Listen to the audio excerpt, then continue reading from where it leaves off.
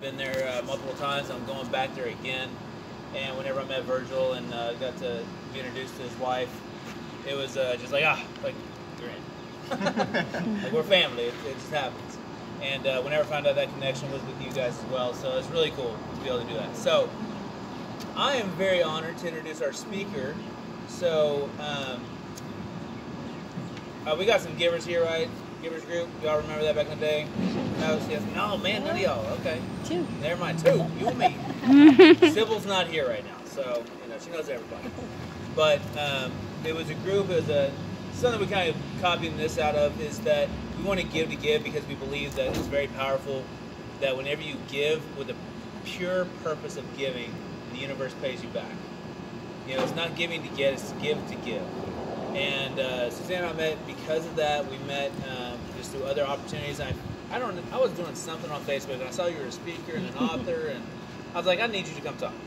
So through a lot of different conversations, we're like, hey, we're going to do this. And her husband, Greg, we talked at Provision Coffee Shop and all that. So we got to hang out quite a bit. So it is my honor to introduce you. So come on up and speak, and whatever you want to tell them. Okay. It's up to you.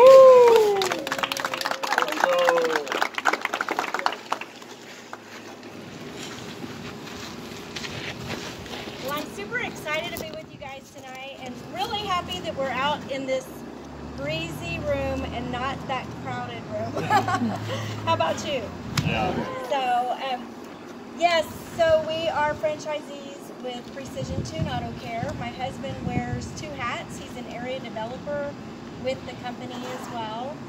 That is our business, but we like to tell people we're in the restoration business, and that is twofold. So one, we have our bread and butter. That's where our business is, where we make our income through our franchise, but really where our heart is seeing lives and marriages restored. And how we do that is we partner with the Lord and we share our journey and our story.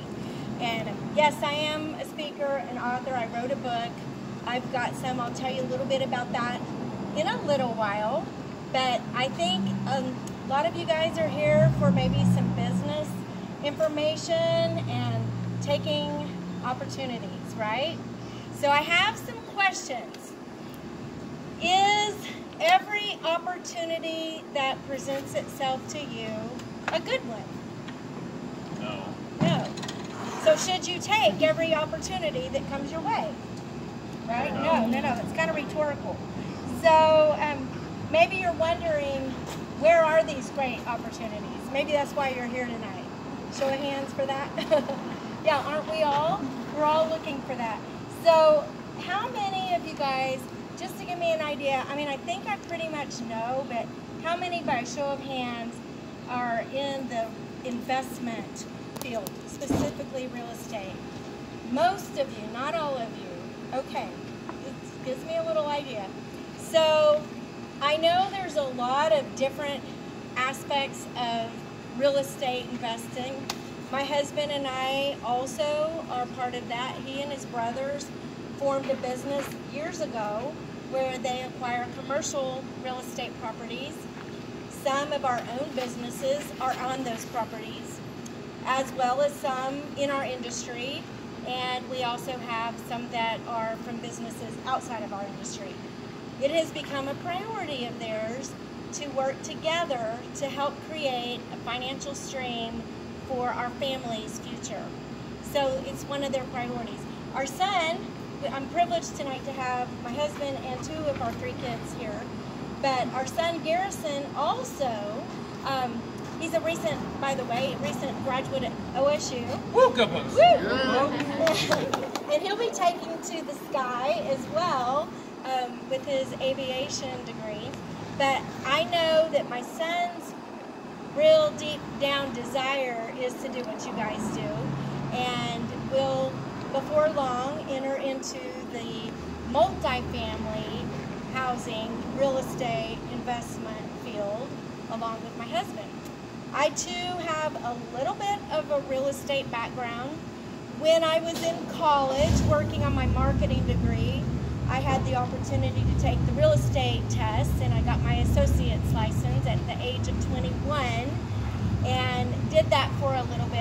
before marrying and moving out of state.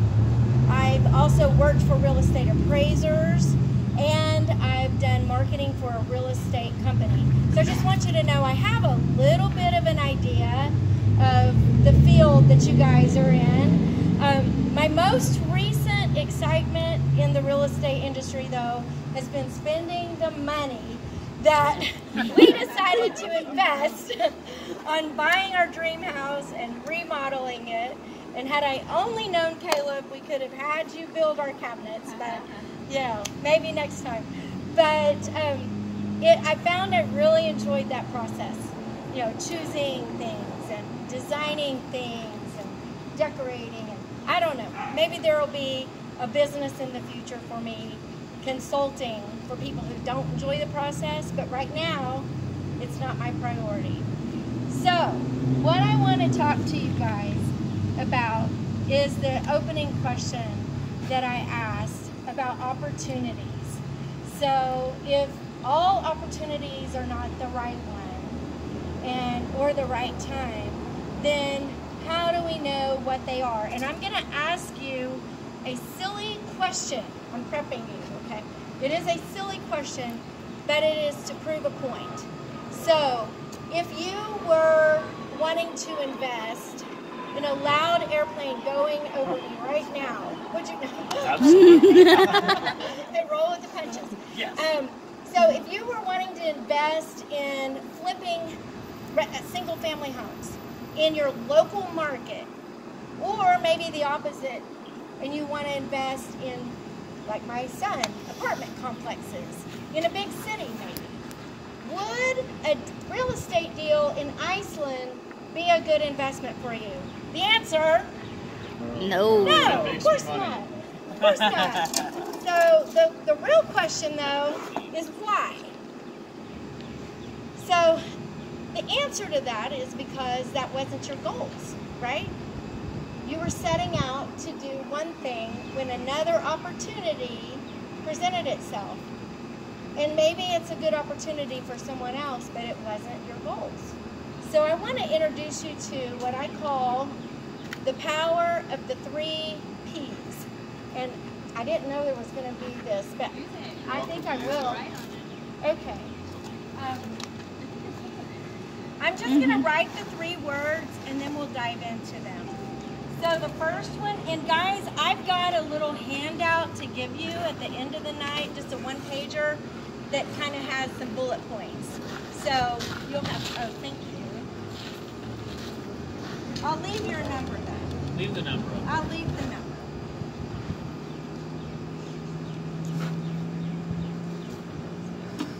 So the 3 Ps are prioritize,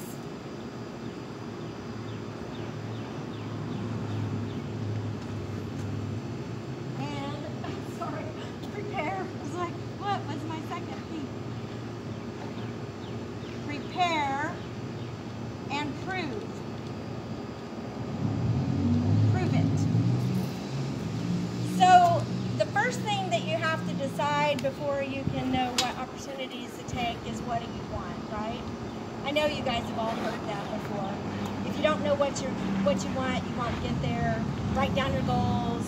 My son keeps his goals in his wallet at all times, right before him. It's important to know what you want and to write it down. You want to be super clear about it, and then you also want to just know that, I don't know if you guys have heard this, but I've heard that if you treasure something, your heart is in it. You heard that saying? Treasure it, your heart's in it. Also, if it's important to you, that's where you're going to be spending your time. Just look at your checkbook register if you bother to write them down, or your credit card statement. You'll know what's important to you. So if you dream about it and you desire it, then in order for the right opportunity to come, you have to make it a priority. So the first one's prioritize. The second one is to prepare for it. So how do we do that? For me, the first thing that I do to prepare is to visualize. Is there anyone out here that's a visual learner or processor like I am? I'm a verbal processor. I'm also a visual processor. When I see something and dream about it, I see it done.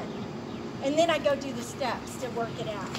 If you've never tried that, maybe that's not natural for you, I would encourage you to just pretend like it is and do those steps, because it will help you.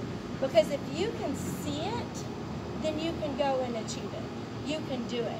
If you can't see it, then the belief is probably not strong enough to propel you to go and get that thing done. You guys see yourself flying in Niger. You see it done, and now you're working the steps. It's a big deal, and if whatever you're prioritizing you really want to achieve, you've got to be able to visualize doing it. How do you do that?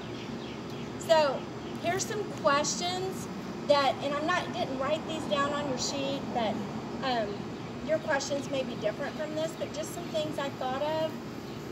If you want to get prepared for that thing that you prioritize, you need to know the answer to these questions. They are maybe like, what habits are required?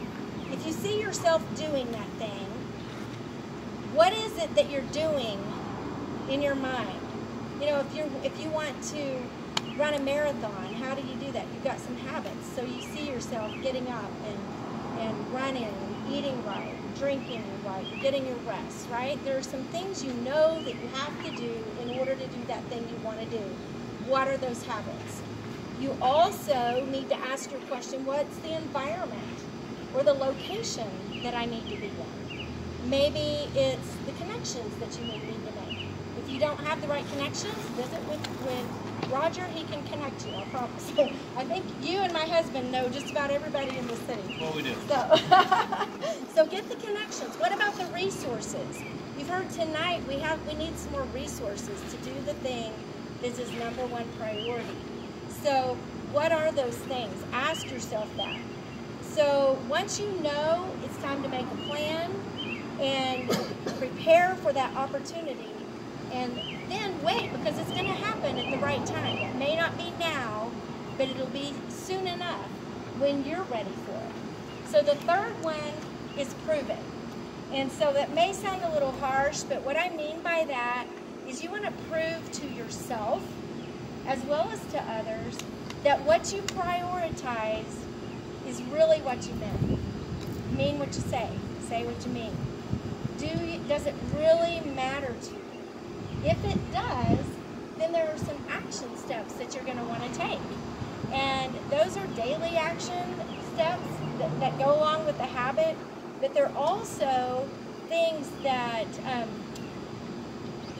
I'm just going to say that when you are walking in it, even without a word spoken, a stranger might even know what you stand for, what you believe in. And the help of social media isn't a bad thing either. I get told, Greg and I get told all the time by friends that are Facebook friends, they're friends, but because of being Facebook friends, they see our children and we don't even know that they're watching. And they tell us all the time how inspired they are by our kids. It's because of their actions. It's because of the things that they are doing and what they stand for. So what speaks is what you act on. Your actions do speak louder than words. And I'm going to say that by doing those things and proving it, you are creating yourself an opportunity that will come your way, because nobody's going to give you an opportunity unless you take the opportunity first to prove to yourself that what you say really does matter and that you can be achieved. And there we go. Woo! David. Good job. Thank you. The birthday boy. And I don't need it, so it's fine if you want to put it down. But so what I want to ask you is to consider what the most important thing is for you in your life. Just think that through. For that, you're always always going to have time. People always say, I don't have time for this. I don't have time for that. I already told you I don't have time to do something that is kind of on my heart to do, but it's not my priority right now.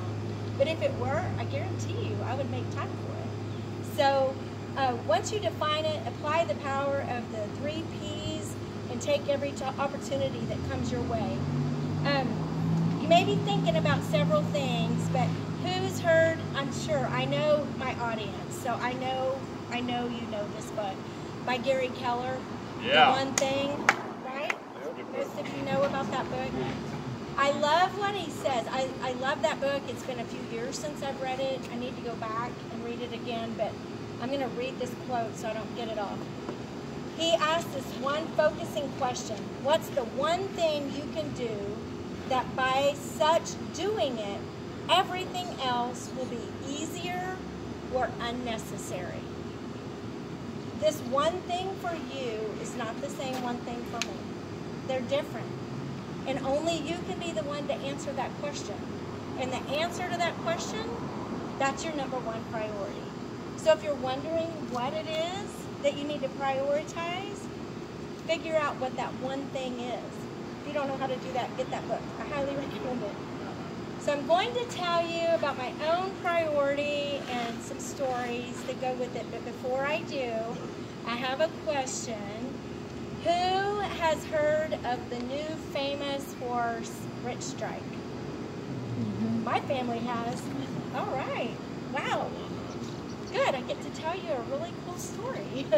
This is a current event. So on May 7th, I was made aware of this by a friend, and I went and checked it out. But on May 7th, the Kentucky Derby took place. And the announcer says, I went and watched the short, it's like less than 3 minutes. You need to go watch it. But you can find it on YouTube.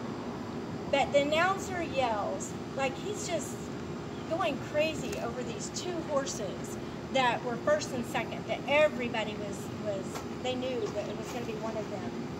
And then all of a sudden, out of nowhere, he's yelling for these 2 horses, and he goes, and then he says, the longest shot has won the Kentucky Derby, Rich Strike.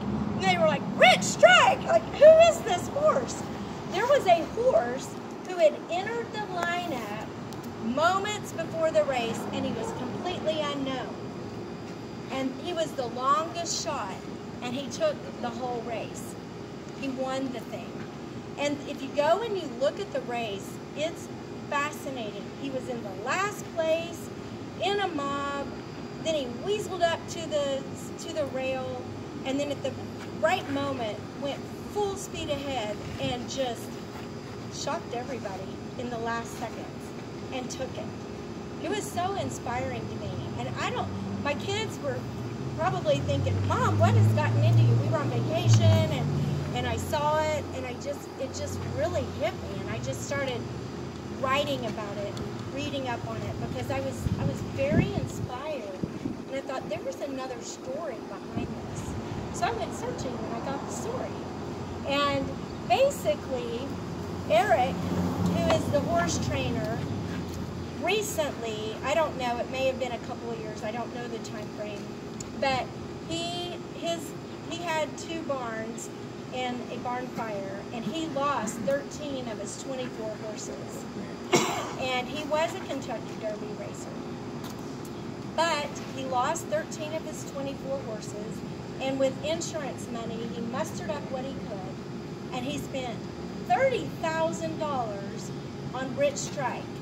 When he saw him, he knew something was special about that horse. He couldn't put his finger on it, but he knew that there was something. So he took a risk and bought the horse. His trainer, his jockey, who was a pretty new jockey to him, also, before long, noticed that there was something special about the horse. He was a fast horse. At the end of the Kentucky Derby, in the interview, Eric, the trainer, said, I'm going to read it. He says, I've been around a long time and around some really nice horses. We knew we had a horse that was capable of running good. So we've been training all year for this moment. We didn't know we had a winner, but we knew he was a fast horse. So we prepared him to give him a chance. Then he said this, anybody in this business, lightning can strike. So I want you to know that is for you too, and it's for us. Whatever business you find yourself in, lightning can strike for you too. And we call that opportunity. I don't have the time to tell you everything about that race. I do encourage you to go look it up. It's pretty inspiring. And watch the interviews. But I will tell you this. They knew they had a potential winner. He had been increasing in speed with every single race. And they made it their #1 priority to give him a shot. So they prepared him. They prepared him physically. They had a priority. They prepared him physically. They knew what races to put him into, what not to put him into. And then they trained him to take the race with the least amount of land. They trained him to run in the pack hard and look for a break and make his way to the rail. And then as soon as he could, with no other horse in front, run full speed along the rail as fast as he could. They trained him to love that. Isn't that cool? So that's what he did. So how did this horse get in the race? That's another story. Because they believed in him and they trained for it, when it was close to the Kentucky Derby, they realized that he probably had a good shot of at least making a name for himself. They weren't sure that he would win, but they knew that people would know who he was, and it would give him an opportunity. So a week ahead of time, they took him, registered him, and they said, we're going to plan to be in that race against all odds, and we're going to train him to run. They were number 40 whenever they entered, and one by one, others dropped out. But they stayed their course. And just 2 or 3 days before, he was number 24. The day that they had to make the selection, they got the call that said, you're number 21, there's no scratches, go home. So just as they were preparing to leave, they got the call and was invited to race. So literally moments before the race, he was prepared. And they entered this horse just to have somebody in the gate. That's all that they needed, was another horse in the 20th gate. And that horse believed he could do what he was doing because he just did what he always did. And the jockey knew that he could do it. So,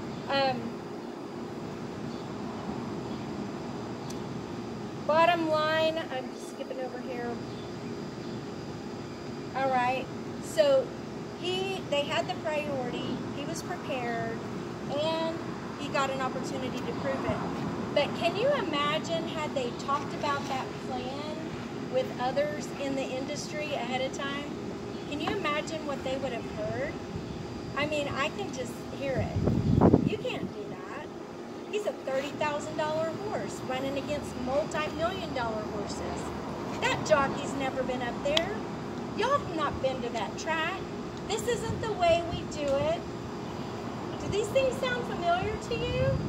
I mean, it's the same story you probably are hearing when you have a dream and something that maybe no one else has done. I challenge you to just not listen to what anybody says about what you can't do, and you decide in your heart what's important to you. You plan for it, you prepare it, and you prove to the world that you are able to do that thing that is important to you. And then at the right opportunity, when all the others fall by the wayside, you're going to rise to the top. And you're going to show the world, just like Rich Strike, that it can be done. So don't let anybody tell you you can't. Ray Kroc, founder of McDonald's. He's another example that if he had listened to what people said, he would not be successful. But he didn't. He had drive. He he was driven to success.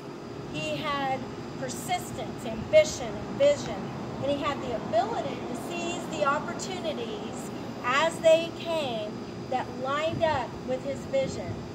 And at the right moment, he took it. And you know what happened from there. When he was questioned of his success, he said that it takes that you have to be, one, at the right time and place, at the right place, at the right time. Two, you have to recognize that you're there. And three, you have to take massive action. There are many opportunities available out there that don't line up. But the best ones, I would say, they're not just hanging around for you to walk into and say, hey, I'm at the right place and the right time, and I know it, and I'm gonna go. I just don't believe that. But what I do believe is that the opportunities are created for you to be at the right time and place so that you can recognize it and take action when you've done this, when you have made it your priority, when you've prepared for it, and when you've proven it. Those opportunities will come and you'll know it. And so I told you that I was going to share my own priority and a little story.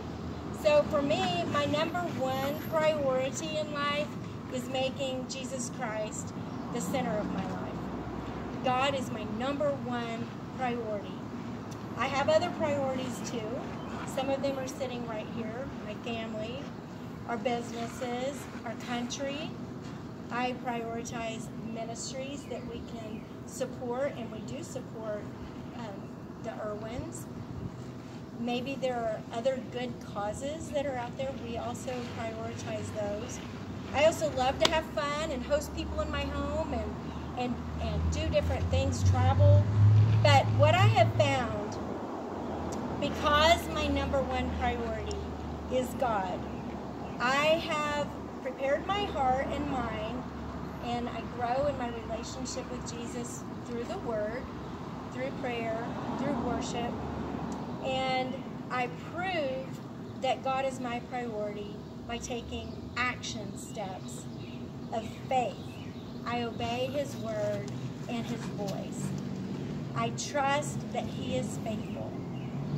By keeping my one focus, just like Gary Keller says, by keeping my focus on this one thing, other priorities have been easier to realize as well, or they've simply gone away.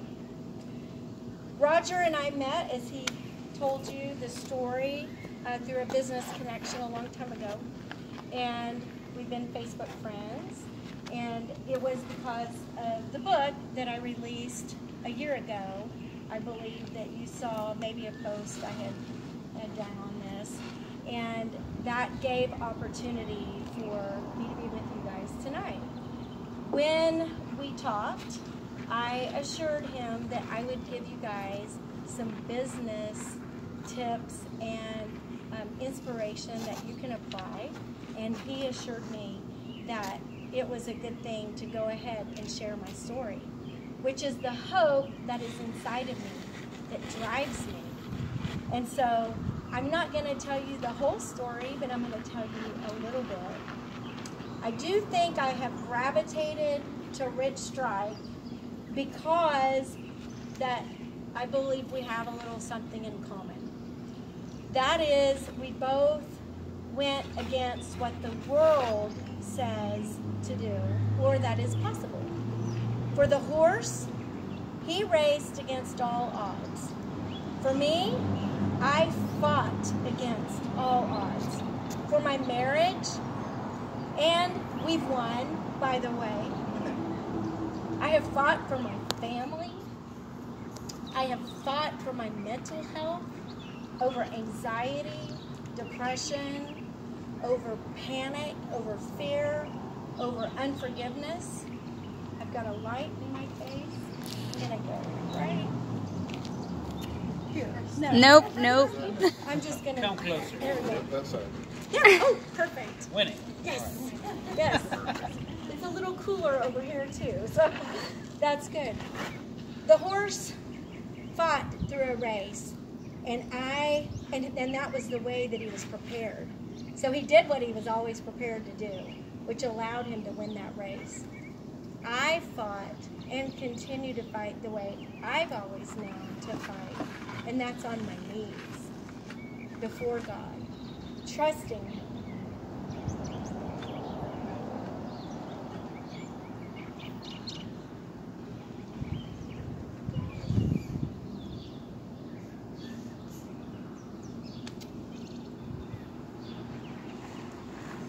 I don't have time to tell you everything about my story. The book is called Good Grief, I'm Healed, Hurt in the World, Healed by the Word. I do have copies if you want to get that. But I do want to tell you a little bit.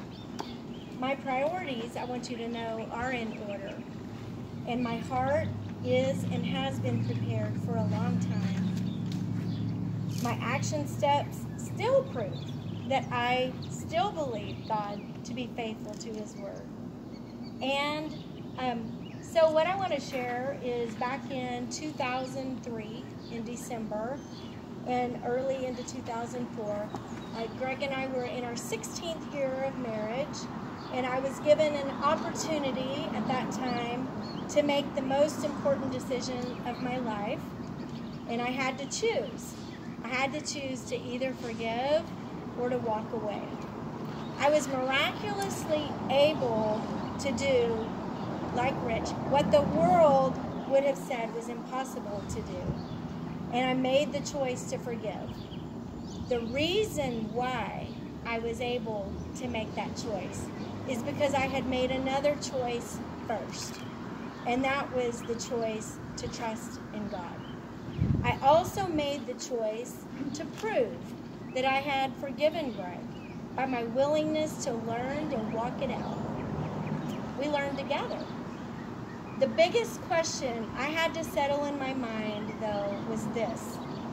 Did I believe that my number one priority, my number one relationship with the Lord, would help me in my time of need? And would He give me the deepest desires of my heart? I didn't know how, but I knew who.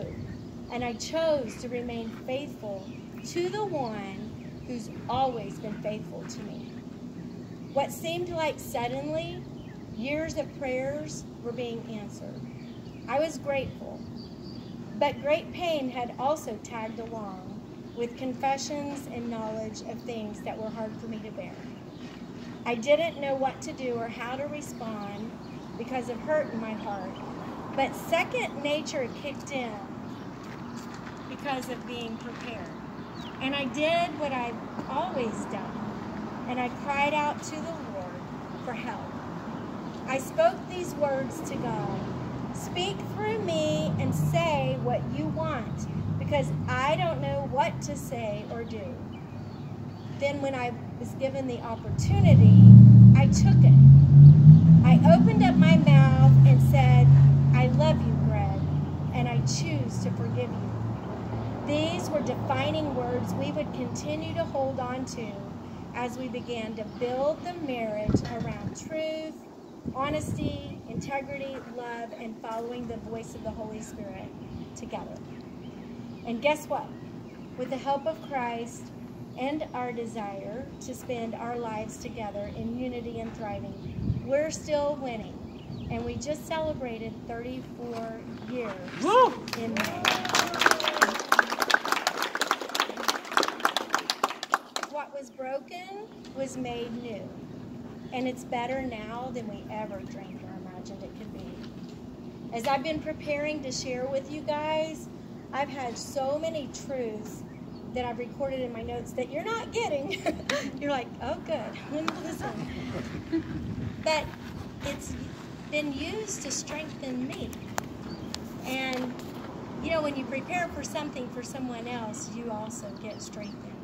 And it's through the Word of God that He has strengthened me and He has helped me to know that I want to remain faithful to Him, to that which I hold to be the most important. I said it before tonight, and I'm going to say it again. This same hope that I found is available for all who want it. The same freedom I found and healing I walk in is available for you too. Just like Eric said of Rich Strike, anyone in this business, lightning can strike. So what for you is your one thing? Your priority. What is it? What are you preparing for? How will you prove it matters to you?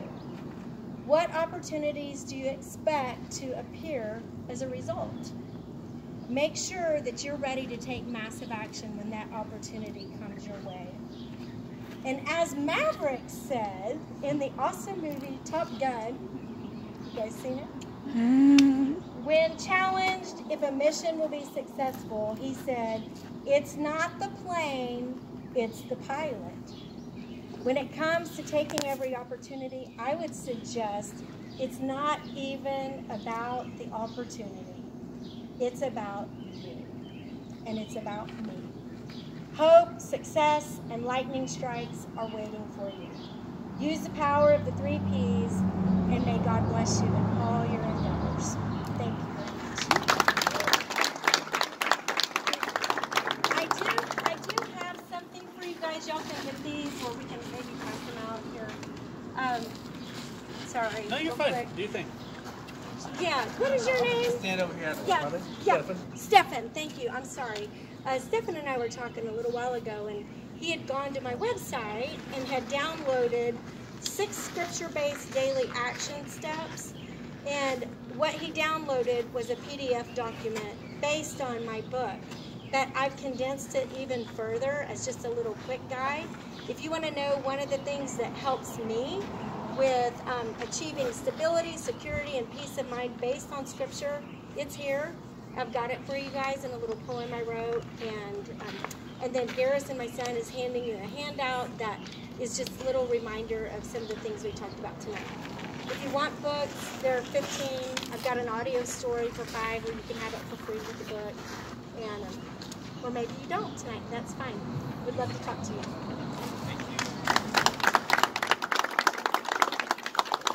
All right, so who learned something?